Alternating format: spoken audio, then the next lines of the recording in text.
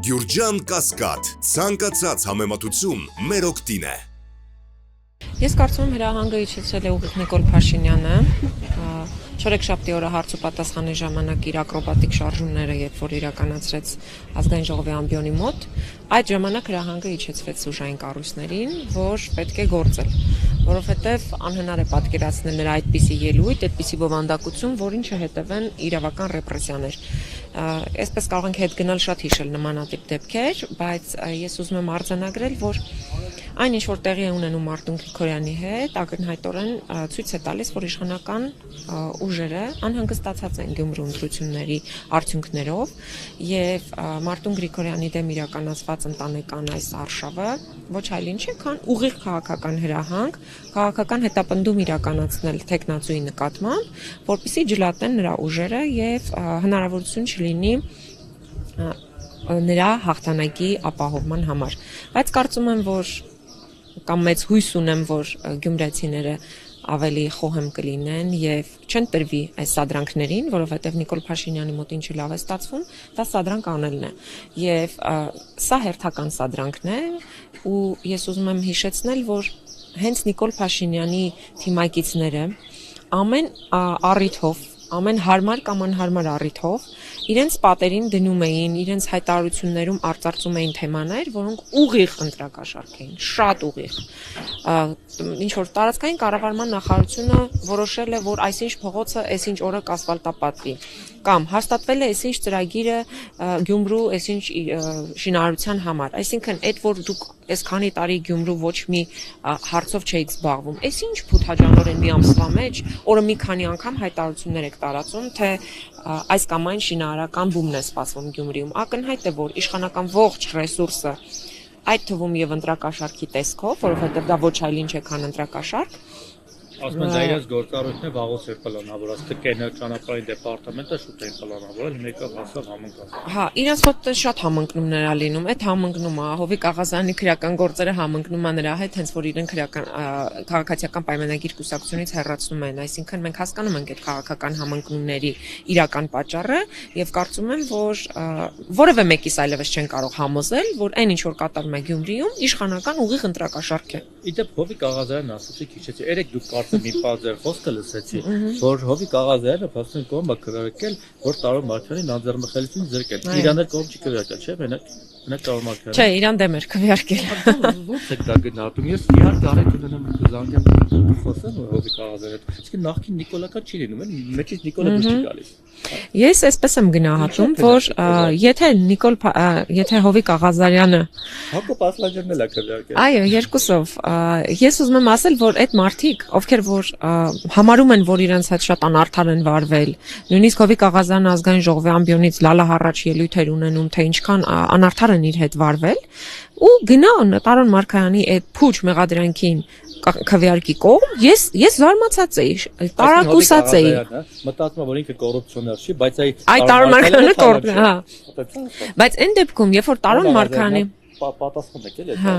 այն դեպքում, երբ որ Տարոն Մարգարյանի գործի մեջ որևէ տեսակի փաստարկված մեղադրանք ես չկարողացա գտնել։ Ինչու, որովհետև այն ինչի մեջ մեղադրում են Տարոն Մարգարյանին, հիմա կարելի է շաբաթը մեկ կառավարության դատախազի մեղադրանքը, հա, բա մեղադրելով են զրկում, մեղադրանք են ներկայացնում, հետո զրկում են անձեռնամխելիությունից։ Հա, հիմա իրեն ասում են, որ դու մանկապարտեզի եւ դպրոցների տարածքից հող ես վերցրել, օտարել ոչ ուսումնական նպատակով։ Կառավարության նիստերում մենք տեսնում ենք բազմապիսի այդպիսի որոշումներ հենց Նիկոլ Փաշինյանի ստորագրությամբ, բայց դատախազը Նիկոլ Փաշինյանի հետևից ոչ միտեղ չի գնում։ Ու այստեղ է որ մենք գործ ունենք երկակի ստանդարտի հետ, հələ որ չասեմ, որ 7 տարի քննել են այդ գործը, ուրիշ անցակազմով են քննել, հիմա եկել են վերավորակավորում են, որովհետև արդեն վաղեմության ժամկետն անցնում էր, որովհետև շատ այլ հարցեր։ Ինչ լինում է, ԿՊԱ-ականները ասում են իրավական գործընթացները սպասեք, տեսնենք, ինչպես եք վերաբերում նաև ձեր գործընկերներն են այսպիսի հայտարարություններ արել այսօր, ինչպես եք գնահատում այսպիսի հայտարարությունները իրավական գործընթացների հետ ինչ առնչություն ունեն տեղի ունեցող։ Ես կարծում եմ, որ բոլոր քաղաքական գործընթացների ակունքներում էլ իրավական գործընթացներ են կանգնած, որովհետև չեն կարող մարդուն բռնել, ուղղակի ասել, որ գիտես, մենք քեզ տանելու ենք, կալանավորենք ու ոչ մի բան չանեն։ Բնականաբար պիտի դրան նախորդան իրավական գործընթացներ։ Հիմա օրինակ, որ Էդգար Ղազարյանի դեպքում ասում ենք, որ մաքուր քաղաքական հենց մենակ քննադատության համար իրականացված է, էլի իրավական գործընթաց չի, տանում են դատարան, ասում են ձենդ կկտրես, այս մարդկանց մասին չես խոսելու։ Հիմա նույն բանը տեղի է ունենում մյուս բոլոր դեպքերում։ Ամեն ինչի հետ քանի ԿՊ-ականի վրա կարող է այդպիսի իրավական գործընթաց սկսել։ Ես կարծում եմ ում հեռախոսը արգրավեցին, բոլորի վրա էլ կգտնեն այդպիսի։ Այն ինչ որ արել է Հովիկ Ղազարյանը, բոլոր ԿՊ-ականները դրա մեջ են։ Իսկ բոլոր Հովիկ Ղազարյանը Տարոն Մարգարյանին նպաստել է որ զրկեն, որ գնան երկուսով նույն կամերում նստեն մի քիչ տեն Գյալա ջանեն, ջանասեն, հիշեն նախկիններին, ներկաներին։ Հովիկ Ղազարյանի նախկիներին Ես կարծում եմ ուրիշ տեղեր էլ կարելի է գտնել տենց նախկիներին հիշելու, բայց ամեն դեպքում մենք չենք խոսում այստեղ կալանքի տանելու մասին, կալանքի համար առանձին պիտի դատախազի միջնորդությամբ մտնի ազգային ժողով, հա, բայց այս պահի դրությամբ միայն, հա, անցել է արդեն։ Այս պահի դրությամբ միայն մեղադրանք հարուցելու համար են եկել եւ մեղադրանքով այս պահի դրությամբ մենք այսպես ասած խորհրդարանական համաձայնություն ունենք միայն մեղադրանք առաջադրելու վերաբերյալ։ Կալանքի մասով տեսնենք։ Ես կարծում եմ, բայց ամեն դեպքում Հովիկ Ղազարյանի տնային կալանքի համար կարող է ինչ-որ մի օր գան։ Եվ շնորհակալ եմ Պիտր Ասելամչիկին Թովմասյան, իդեպ Ալես դարձել է ահավոր շատ լրագրողների սիրո, ես մեկ ներողությունները խնդրում գրում եմ սիրելի լրագրողներ, իդեպ քանի որ ես էլ հավատարմագրված չեմ, դրա համար բարեբախտաբար ես սիրելիների մեջ չեմ մտնում,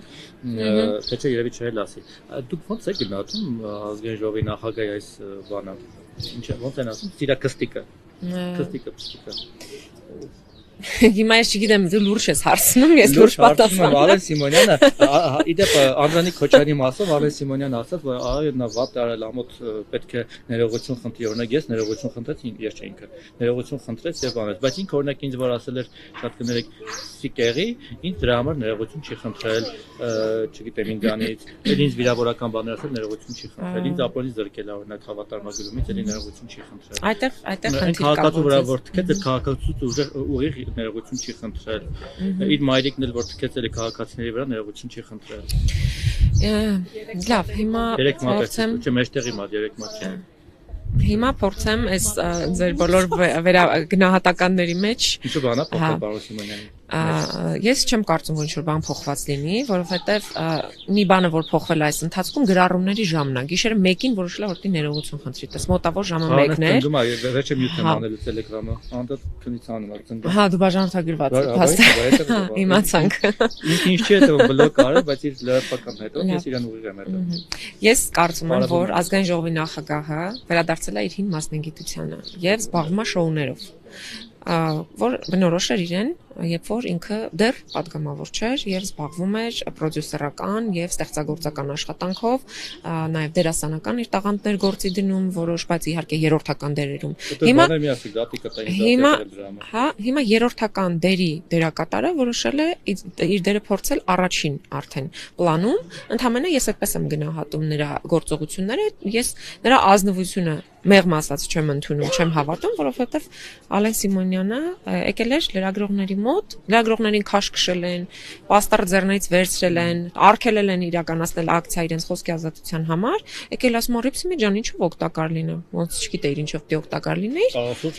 Առնվազն դու պիտի վերցնեիր պլակատը հետ տայիր լրագրողներին, օգնեիր ակցիան կայանար, որպես ազգային ժողովի նախագահ, որ պարտավոր ազգային ժողովի բնականon գործունեությունը ապահովել, ընդ որում լրագրողները գտնվում էին իրենց համար հատկացված օթյակում, նրանք որևէ մեկին չէին խանգարում, որևէ մեկի վտանգ չէին սպառնում, որևէ մեկի գործունեությունը չէին խոչընդոտում։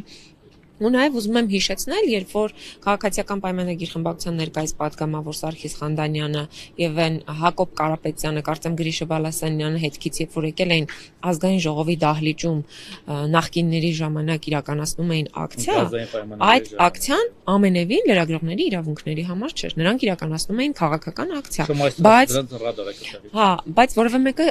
իրենց չբռնեց, չէ, որևէ մեկը որ ձեռքերը չոլորեց, չքաշքշեց, ես գիտեմ, որ Ռիփսիմեի ոդկը վնասվածք ունի բավականին լուրջ,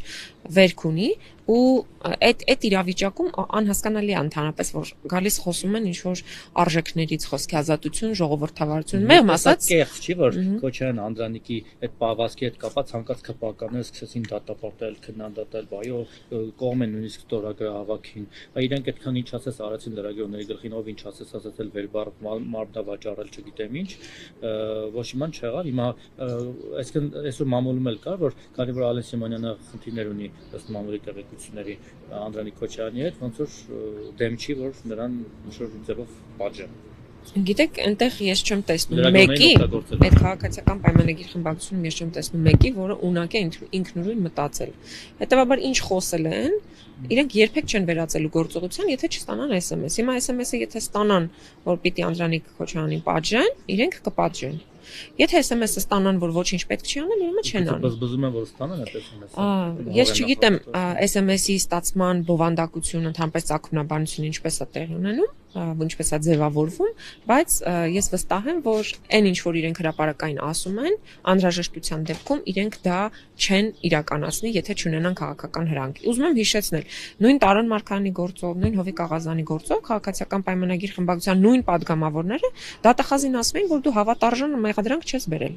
Դու այնպեսի մեղադրանք ես բերել, որտեղ կասկածներ կան, որտեղ հարցեր ունենք, մենք այդ հարցերը փարատված չեն, բայց մի մարդու պես գնացին ու քվեարկեցին, ինչի մասն է խոսքը։ Հիմա լրագրողները հավատան Ալեն Սիմոնյանի սիրուն։ Միանշանակ ոչ։ Չէ՞։ Այդքան միամիտ պետք չի լինի։ Ձեզ էլ է շատ քննադատում թիրախավոր բան, կարող է ձեզ էլ հետո սիրել։ Թող գնա ինքը ուզում է սիրեն, ինքը ինձանից գործ չունի։ Շնորհակալ։